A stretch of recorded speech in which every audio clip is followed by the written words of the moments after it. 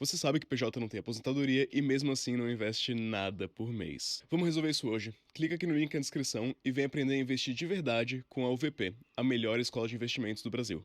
Não sei direito quem é Lovable, mas esse artigo aqui me chamou a atenção porque eles mudaram de Python para Go e meu sonho é fazer isso em quase todas as empresas que eu trabalhei, fazer a migração de Python para Go, porque eu trabalhei massivamente em backends que eram uma gambiarra totalmente desorganizada. Eu acredito que Go faria ser um pouquinho melhor de lidar. Então vamos ver aqui a experiência deles, ver se melhorou de fato, né? O que eu espero desse artigo? O que eu imagino que vai ter aqui, né? Eu imagino que eles vão pegar um monolito totalmente desorganizado em Python, certo? Uma caixona assim gigante, toda cheia de más práticas, e a maior parte do problema não vai ser a linguagem Python. A maior parte do problema vai ser que o código é ruim. Porque dá pra fazer código bom em Python? É um pouquinho difícil se o seu back-end for muito grande, mas dá pra fazer. O que eu acho que eles vão ter de conclusão aqui? Performance melhorou.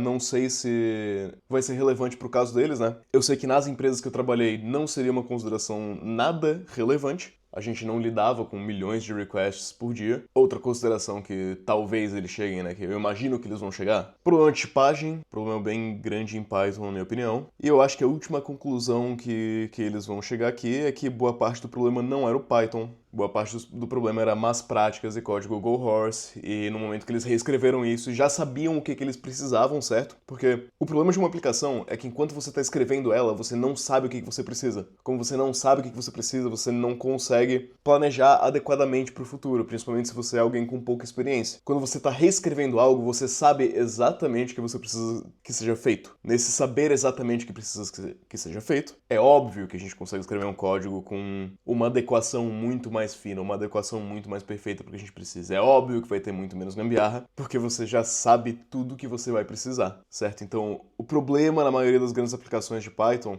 é que elas vão crescendo de modo não planejado, né? Imagina uma cidade que cresce de forma totalmente desordenada. Mas se você conseguisse de antemão fazer um certo planejamento ali urbanístico, talvez o resultado fosse melhor. É mais ou menos isso que acontece em quase todas as aplicações, e é mais ou menos por isso que reescritas as pessoas percebem grandíssimos benefícios que, em grande parte, não é nem por uma mudança de stack. É só porque na V1 você não sabia o que você ia precisar, na V2 você sabe o que você vai precisar, então reescrever é muito mais fácil. É muito mais simples de planejar, de prever, de criar as abstrações que você de fato vai precisar e não criar aquelas abstrações que você não vai precisar. Vamos ler aqui em português para melhorar a acessibilidade. O link para esse artigo vai estar na descrição. Se você quiser mais artigos como esse, eu tenho uma e-mail list, certo? Uma lista de e-mails aqui embaixo que eu mando para as pessoas artigos interessantes que eu li, que eu encontrei. Eu não faço spam de e-mail, eu mando bem nada frequentemente. Um e-mail a cada 15 dias, um mês, 2 meses, depende. Depende se eu achar artigos legais para mandar. Se eu não achar, eu não mando. Introdução. Reescrever uma base de código enorme não é uma tarefa fácil. Na Lovable, recentemente, assumimos o desafio de converter 42 mil linhas de código de Python para Go. Nosso objetivo é lidar com carga de trabalho de alta simultaneidade de forma mais eficiente. Tá, então a motivação da reescrita foi de fato uma motivação técnica, né?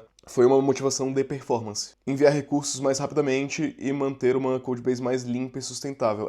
Eu acho que eles vão conseguir, e eu acho que é exatamente por isso que você deveria querer migrar de Python para Go. Se o único motivo para você migrar fosse isso aqui, ó, codebase mais limpa e sustentável, eu diria que talvez não vale a pena a migração. Eu acho que você vai esbarrar em mais problemas do que soluções. Porque você vai ter que lidar com uma linguagem nova e tal, né? Vai ser. É um trabalho, gente. É bem trabalhoso essas migrações, tá? Elas parecem que vão ser fáceis, mas nunca é. Agora, se aliado a isso daqui, ó, base de código limpo e sustentável, você também quiser uma escalabilidade, aí pode fazer bastante sentido. Resumo, concorrência em primeiro lugar. O modelo de simultaneidade integrado de Go se adapta melhor às nossas cargas de trabalho paralelas. Acredito, tá? Dá pra fazer em Python paralelo? Dá também. Não seja necessariamente por isso. Mas se você aliar esse concorrência aqui a ganhos de desempenho, aí é uma migração que pode fazer bastante sentido. Reduzimos drasticamente a contagem de instâncias do servidor e melhoramos o tempo de solicitação. Isso que revela algo interessante pra gente. Um dos problemas que eles tinham é load no servidor, certo? Isso daqui, traduzindo, uso intensivo de CPU. E Python é notório pelo uso mais intensivo de recursos, né? Então, realmente, existia um problema de desempenho. Eu imagino que a motivação, então, ela claramente foi uma motivação monetária também, e aí passou a fazer bastante sentido, certo? Se você tem uma conta de AWS, que é tipo assim, $1.000 por mês, não é nada, não faz sentido essa migração. A conta da AWS do Lovable aqui devia ser muito maior do que isso para fazer sentido uma migração. Arquitetura mais inteligente. Nossa estrutura de injeção de dependência personalizada otimiza a execução de nossos nodes, né? Resultando em uma base de código mais limpa, mais fácil de manter e, no geral, melhor. Isso aqui tem mais a ver com reescrita do que com Go ou Python, tá? Eu gosto de tentar separar essas coisas, certo? O que são benefícios de uma reescrita e o que são benefícios de uma migração de linguagem. Ganho de desempenho vai ser benefício de uma migração de linguagem. Concorrência em primeiro lugar é meio a meio, assim, e arquitetura mais inteligente, aí é 100% o benefício da reescrita. Você poderia ter a mesma arquitetura melhor, reescrevendo em Python mesmo, ou refatorando em Python. E melhor pra você, né, que é um marketingzinho, mais recursos mais rápidos, estabilidade aprimorada e uma plataforma mais responsiva. O que eles estão querendo dizer aqui? O desenvolvimento ficou mais rápido e CPU ficou mais rápida. Estabilidade aprimorada é algo que eu concordo em Go contra Python, porque eu já falei isso muitas vezes, eu não vou falar de tipagem de Python novamente. Eu acho que Go te dá um pouco mais de segurança em termos de tipagem. Por que mudamos para Go? A lidar com cargas de trabalho simultâneas e paralelas, como 50 HTTP requests em uma única solicitação de bate-papo. Por que vocês estão fazendo 50 requests de HTTP em uma única solicitação de bate-papo? Cara, juro que eu não entendi isso aqui. Pode ser muita ingenuidade minha? Pode, mas um bate-papo você, sei lá, abre um WebSocket do ponto A ao ponto B e conversa via esse WebSocket? Não sei, não entendi. O Python pode se tornar complicado de gerenciar. Não sei, vou acreditar neles. Desafio simultaneidade. O modelo de simultaneidade de Python, embora funcional, fica complicado com cargas de trabalho pesadas. Fica, pior que fica, eu já tive esse problema. Design de Go. Go foi criado do zero para lidar com simultaneidade e paralelismo de forma mais elegante, usando Go Routines e Channels. Cara, sim, mas é um modelo mental que eu já vi muita gente não entender corretamente e aplicar de forma esdrúxula e tenebrosa.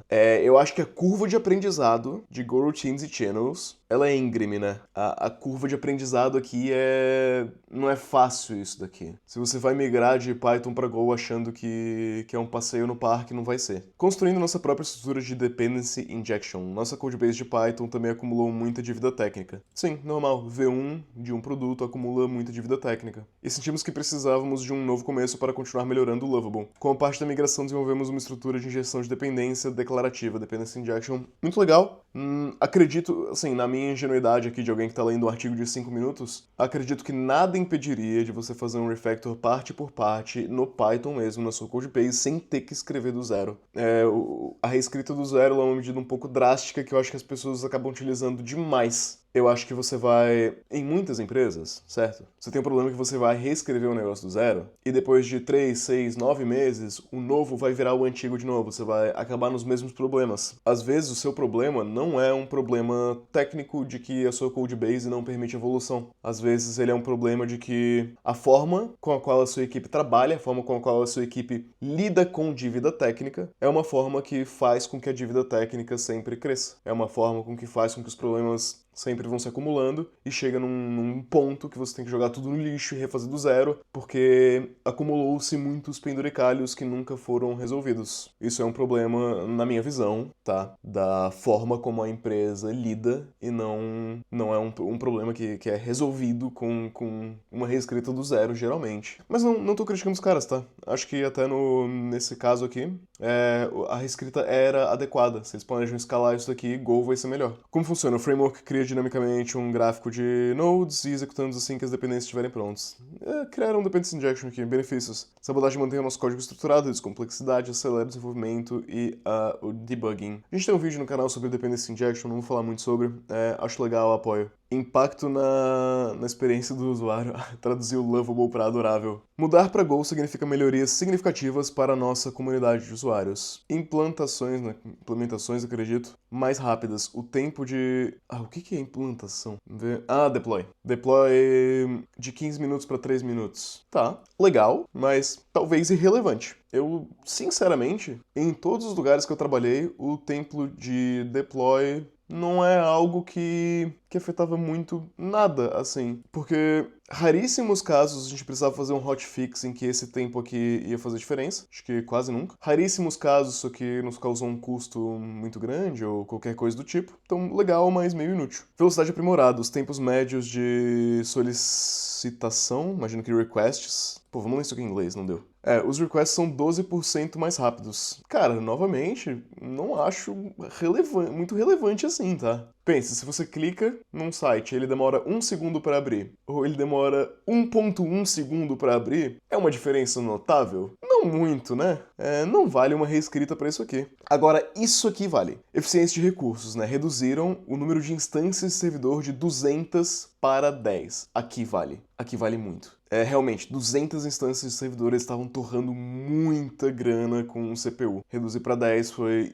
Isso aqui pagou a reescrita, provavelmente. Vitórias práticas, né? Menos servidores, menos custos, beleza, concordamos. E more time for features, mais tempo para features. Os engenheiros gastam menos tempo em gargalos de performance e mais tempo construindo ferramentas e features para o Lovable. Realmente, se a equipe estava gastando muito tempo tentando ali polir o Python para conseguir essa eficiência que Go te deu, valeu muito a pena, né? Que vem a seguir para Lovable. Com o Vigor, estamos acelerando o nosso ciclo de vida de desenvolvimento. Planejamos a implementação de recursos mais rapidamente, certo? Se você está gastando menos tempo com gargalos, faz sentido. E refinar o nosso produto principal, em fazer melhorar a experiência do usuário, introduzir novas maneiras de aproveitar a IA em seus fluxos de trabalho. Aqui... Vocês tinham Python, trocaram para Go e agora vocês querem introduzir novas maneiras de aproveitar a IA em seus fluxos de trabalho, né?